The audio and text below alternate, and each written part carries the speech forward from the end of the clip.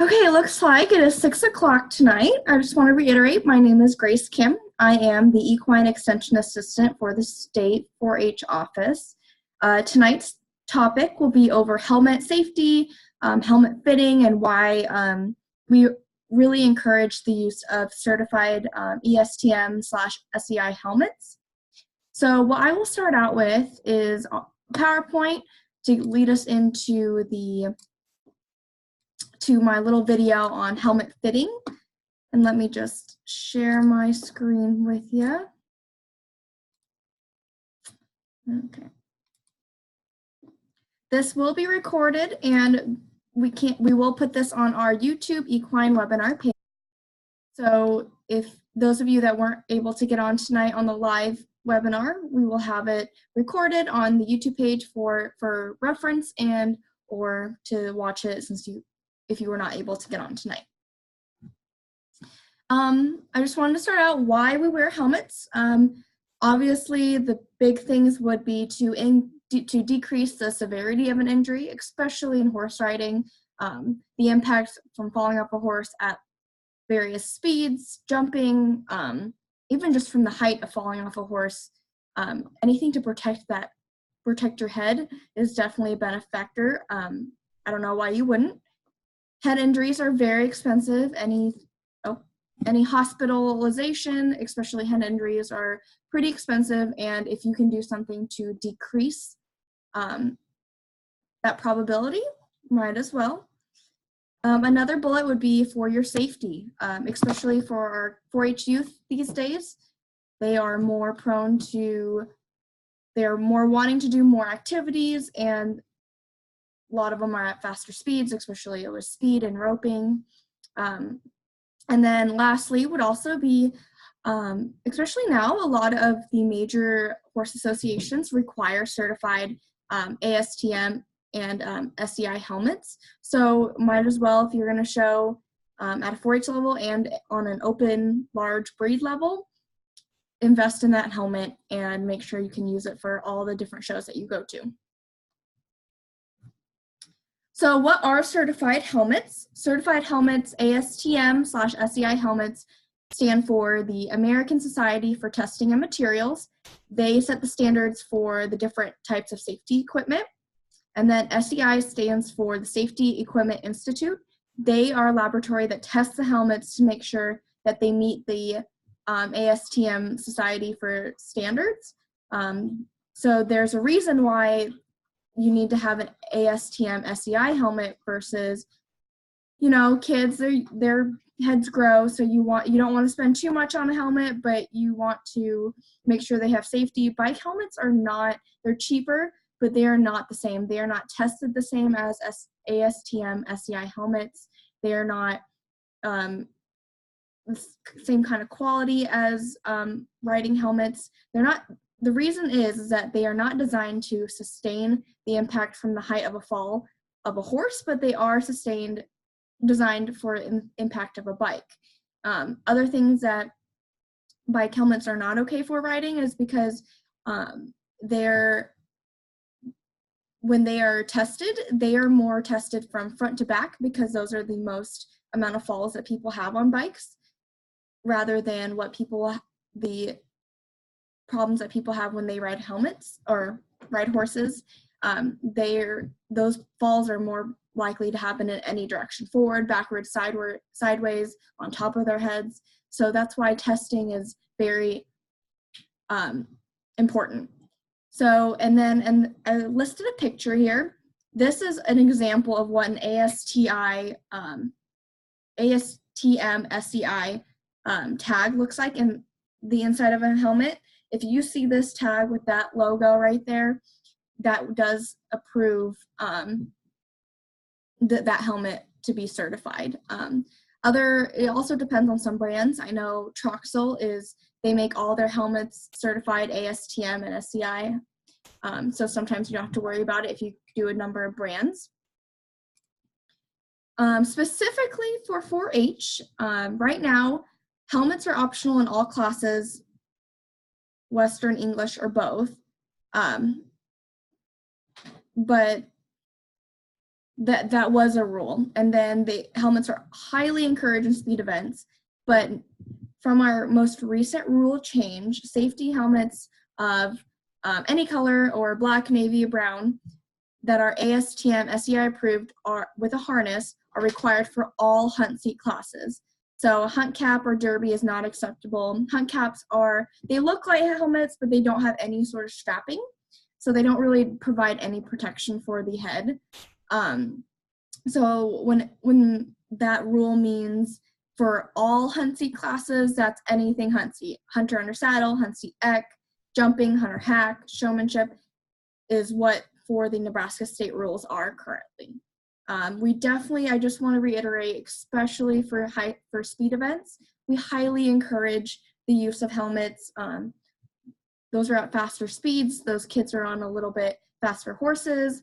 So we definitely highly encourage you wearing those same certified helmets for those speed events and Western events. On any show, 4-H show, anything, county fair. Give me 1 second. And then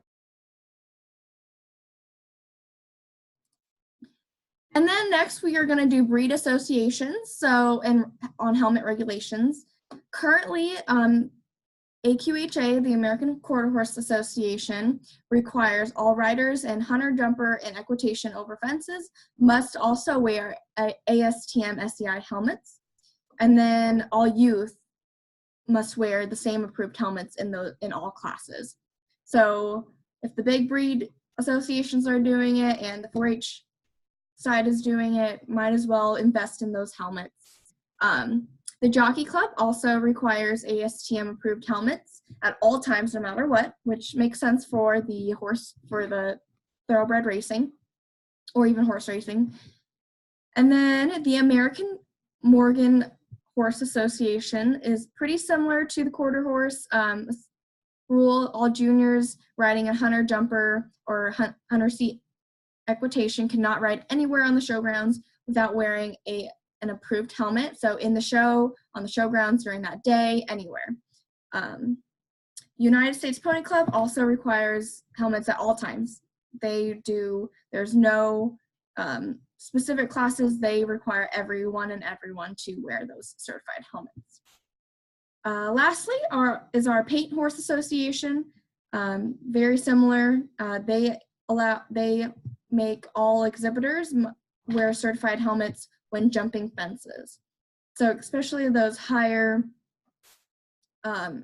jumping classes or speed classes, we really need to be aware about wearing those helmets. I just wanted to list out some certified helmet manufacturing brands. Troxel makes only all ASTM SEI approved helmets. Some other brands that you may or may not know of are International Helmets, Australian Holdings, Charles Owens and Company, Lexington Safety Product, Equine Science Marketing, and Del Mar Helmet Company. So any of these companies are certified, maybe not all their helmets, but they do have that certification to make certified helmets. Some of these sources, I got a lot of the breed associations I got from their rule books. You'll see on the page, I listed the pages where I got those exact rules from. And then at the last two sources are other helmet fitting ways to fit your helmet. I will also have a video, but this is where I got a lot of my information from. So if you would also like to view them, you totally can. I will now move on to the video. This is a helmet fitting video I did with a student helper. So I hope you guys enjoy it. Let me know if you have any questions. And if I don't know the answer to the question, I can ask and get back to you. But here is the video.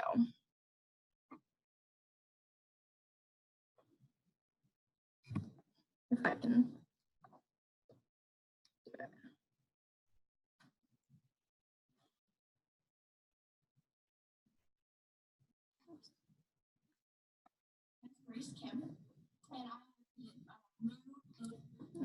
Are you able to see my video? I think.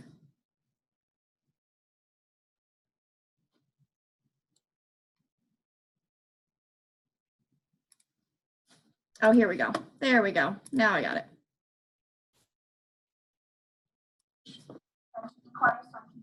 I'll start it over. Okay. Hello, my name is Grace Kim, and I am the new-ish equine extension assistant. Today we'll be talking about how to fit certified helmets. This is Blair, and I will help her today, but we will be trying to fit a helmet. Today we will start with what you should have to start with your helmet. If you don't have a tape measure, you guys are always welcome to do a string. This tape measure is a little bit, it's flexible, but a little bit funky, so I'll use the string today. So what you want to do is start 1 inch above the head and then to the bottom of the head. It's close down, just like your microphone. So the layers right here, just about a little high, and then we'll go right. I marked it with my thumb, and then we'll go to the tape measure.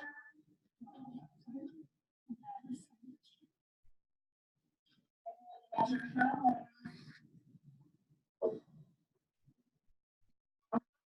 or wide her head is using the tape measure.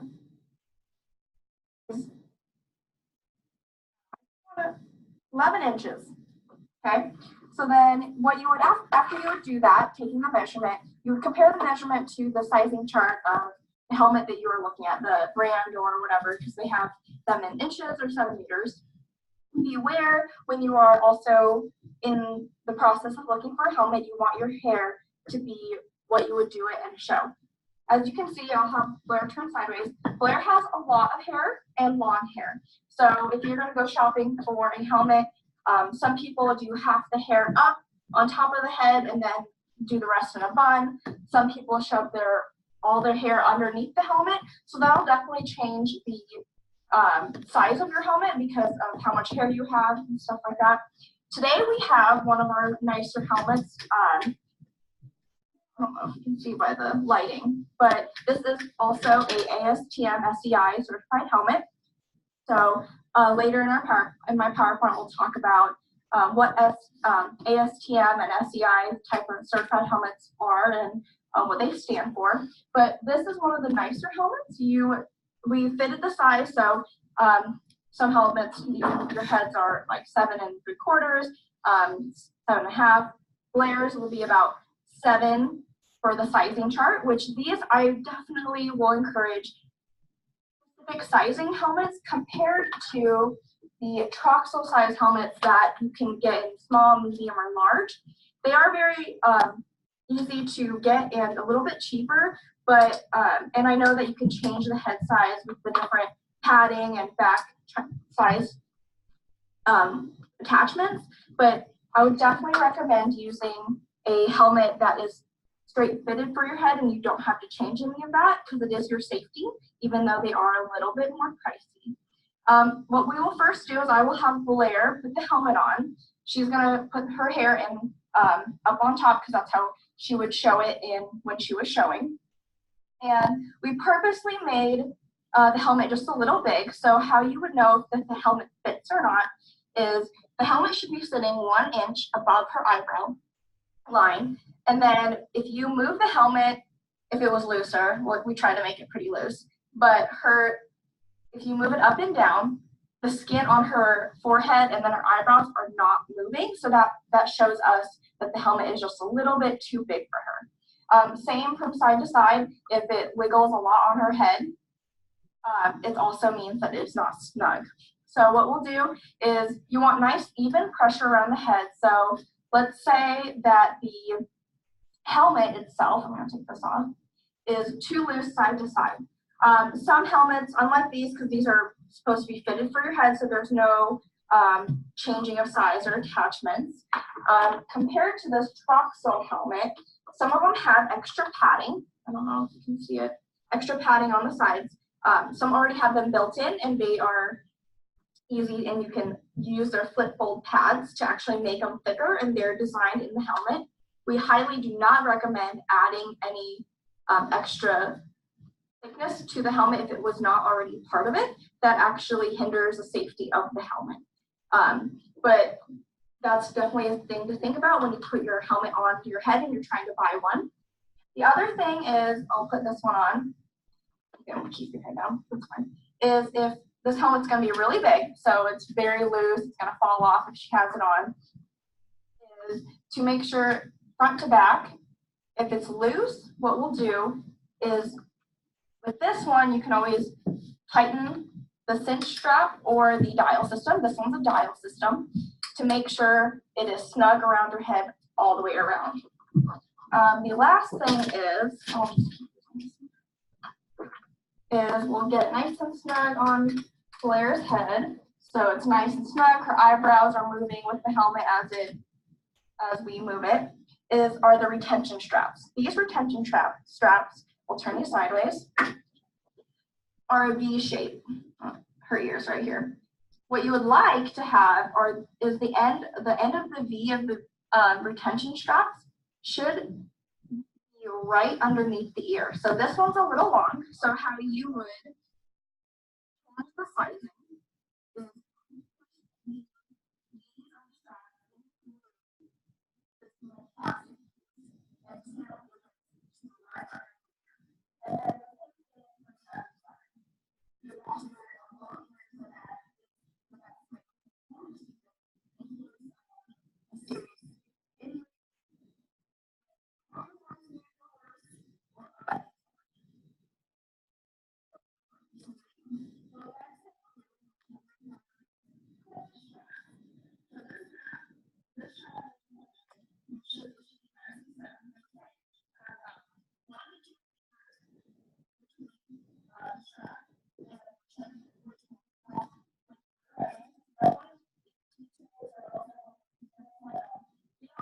is to be uncomfortable when you are riding.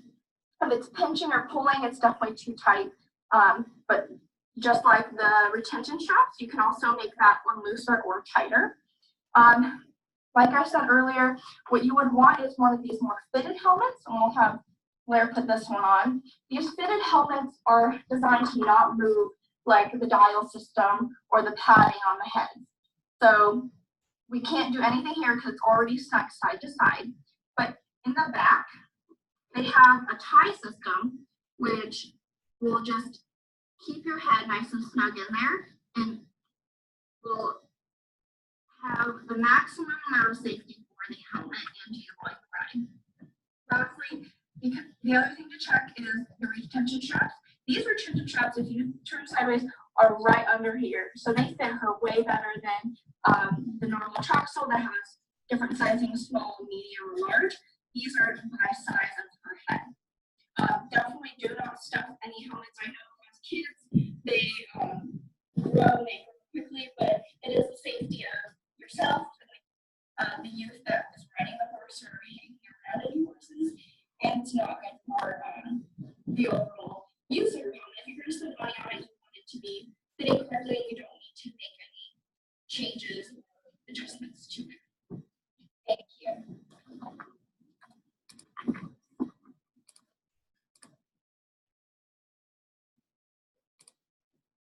Okay, well, thank you guys for getting on. If you have any questions, you are welcome to email me at grace.kim@unl.edu. I will post this recording on our UNL, our YouTube equine webinar page if you guys have any questions after watching this later.